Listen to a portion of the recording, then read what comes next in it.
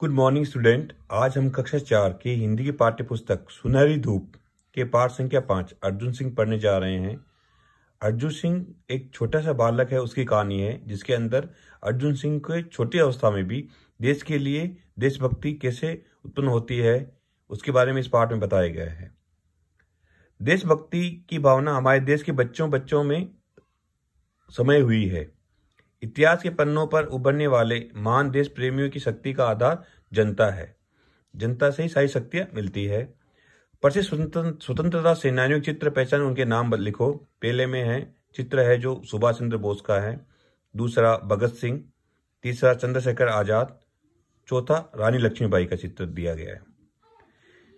एक था बालक अर्जुन सिंह, वह अपने माता पिता और छोटी बहन का दुलारा था। एक अर्जुन सिंह नाम का बच्चा था जो अपने माता पिता और छोटी बहन का बहुत प्यारा था। इसके माता पिता उसे बेहद प्रेम करते थे। छोटी बहन भैया भैया पुकारते नहीं अगाती थी, यानी पूरे दिन छोटे भैया भैया कह के ही नहीं थकती थी। उसका छोटा सा परिवार प्रेम और आनंद से भरा हुआ था। एक बार अर्जुन बीमार पड़ा, उसका बुखार बहुत तेज था। माता पिता और बहन सभी उसके लिए परेशान हो गए। माँ ने उसके उधर उधर की चीजें खाने के लिए रोक लगा दी। उसका मन गुड़ और चना खाने का ललचा रहा था। उसकी छोटी बहन ने भाई का दुख न सहा गया, वह चुपके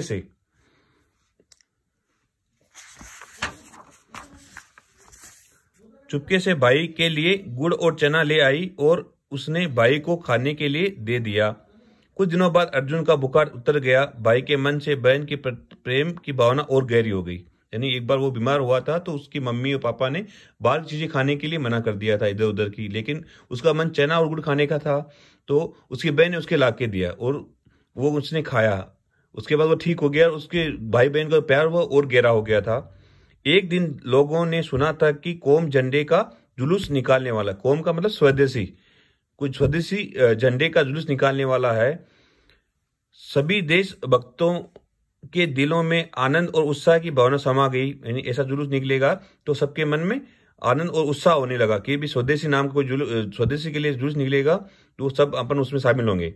देश का वायरस नहीं चाहता था कि कौम झंडे का जुलूस निकाला जाए। यानी एक जो अंग्रेजों का अधिकारी था वायरस, वो नहीं चाहता था कि ऐसा कोई जुलूस निकले, इसलिए उसने हुक्म दिया कि जुलूस नहीं निकला जाए। हुक्म का मतलब होता आदेश। उसने आदेश दिया कि ये जुलूस नहीं निकलना चाहिए। वायरस का हुक्म सुनते ही देशवासियों को दिल मुरझा गया। यानी उन्होंने सब ने सुना कि ये जुलूस नहीं निकलेगा तो उनका सबका मन फीका हो गया, यानी सब मुरझा के बैठ गए। बड़ा आया वायरस, क्यों न निकाले झंडे का जुलूस, भाई ने बहन से कहा। अर्जुन सिंह बोला कि भाई बड़ा आया, हम तो निकालेंगे, क्यों नहीं निकालेंगे ऐसा जुलूस। बहन ने पूछा कौन है ये वायरस। भाई ने कहा होगा कोई। भाई ने कहा कि होगा कोई, हम क्या जाने, छोटे बच्चे वो क्या जानते थे वायरस क्या होता है। बहन ने कहा हम जुलूस निकालने क्यों नहीं देता। भाई ने कहा बहन से कहा हमारा देश अंग्रेजों का गुलाम है। गुलाम का मतलब दास्ता से है। बहन ने बड़ी हिम्मत से कहा तब तो हम जरूर निकालेंगे जुलूस, अपना झंडा फहराएंगे, देखते हैं कौन रोकता है हमें। बहन ने कहा कि अगर ऐसी बात है तो हम जरूर जुलूस निकालेंगे, कौन रोकता है। भाई बहन दोनों झंडे बनाने में जुट गए। भाई केसरिया और हरा रंग ले आया। बहन ने अपनी चुन्नी से झंडा बना लिया। दोनों ने मिलकर उसे झंडे पर केसरिया और हरा पट्टी बना दी। भाई ने उसे डंडे को खेलने का डंडा से बांध दिया। डंडा बहुत ही सुंदर और आकर्षक लग रहा था। यानी उन्होंने झंडे बनाने की पूरी तैयारी कर ली और झंडा बना दिया चुन्नी पे। भाई ने दाहिने हाथ में झंडा थामा और जुलूस में भाग लेने चल पड़ा। बहन भी उसके साथ जाना चाहती थी, परंतु भाई ने ये कहते हुए उसे रोक दिया कि जुलूस के साथ बहुत दूर तक जाना पड़ेगा। भाई की इच्छा थी कि उसकी बहन उसे रोली मोली टीका लगाकर प्रकार विदा करे। जिस प्रकार प्राचीन काल में राजकुमारी अपने भाई राजकुमार को विजय होने के लिए मंगल कामना के साथ रोली का टीका लगाकर युद्ध के लिए भेजती थी, उसी प्रकार भी हम जब भी अच्छे कार्य के लिए जाते हैं तो अपने घर से मम्मी या अपनी छोटी बहन कोई भी अपने को तिलक लगा के विदा करती है। उसी प्रकार उसका भी मन ऐसा ही हुआ कि मेरी बहन मुझे तिलक लगा के विदा करे। भाई की इच्छा को समझते हुए बहन दौड़कर रोली, चंदन, दीपक और चावल से सजी हुई आरती की थाली ले आई। उसने भाई की आरती उतारी, उसके माथे पर रोली, चंदन और चावल का तिलक लगाया। भाई ने माता पिता का आशीर्वाद लिया। बहन ने विजय भाव कहते हुए भाई को जुलूस में भागने के लिए भेज दिया। विजय का भाव का मतलब होता है जीत के आओ। वह झंडा लेकर आगे बढ़ता जा रहा था और बहन दरवाजे पर खड़ी उसकी ओर देखती रही थी। कुछ दूर जाने पर सिपाहियों ने उसे रोका, परंतु वह न रुका।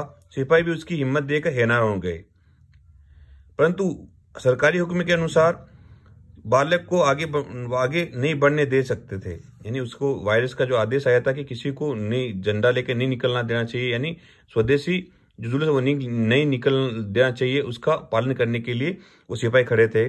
सिपाहियों ने उसे बहुत डराया धमकाया, परंतु वह कहाँ मानने वाला था। निर्दयी सिपाही उस अबोध बालक पर डंडे बरसाने लगे। यानी अगर वो नहीं, पहले तो उसको समझाया, वो डराया धमकाया, लेकिन वो नहीं माना तो वो उसके ऊपर डंडे से वार करने लगे या पीटने लगे।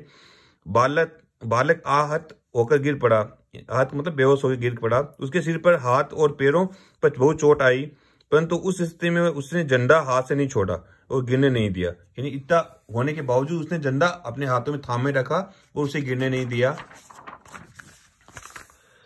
सिपाहियों को भाई के पीछे जाते देख बहन का मन अज्ञात भय से कांपने उठा। यानी उसने देखा कि सिपाही उसके पीछे भी जाए तो कुछ तो अशुभ होगा।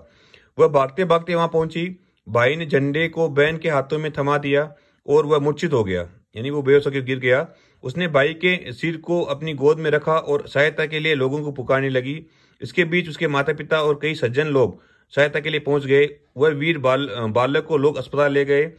वह कुछ दिनों में स्वस्थ होकर घर लौट आया। पुनः झंडा लेकर अपनी बहन, मित्रों और परिजनों के साथ देश की स्वाधीनता के कार्यों में सक्रिय रूप से भाग लेने लगा। जब वो अस्पताल से आया तो उसे देशभक्ति के कार्य में लग गया। यानी उसका मन था कि मैं जब तक हूं मेरा देश आजाद होना चाहिए और मैं आजादी की हवा में सांस लेना चाहता हूं, ऐसा उसके मन में था। अपना पाठ पूरा हुआ।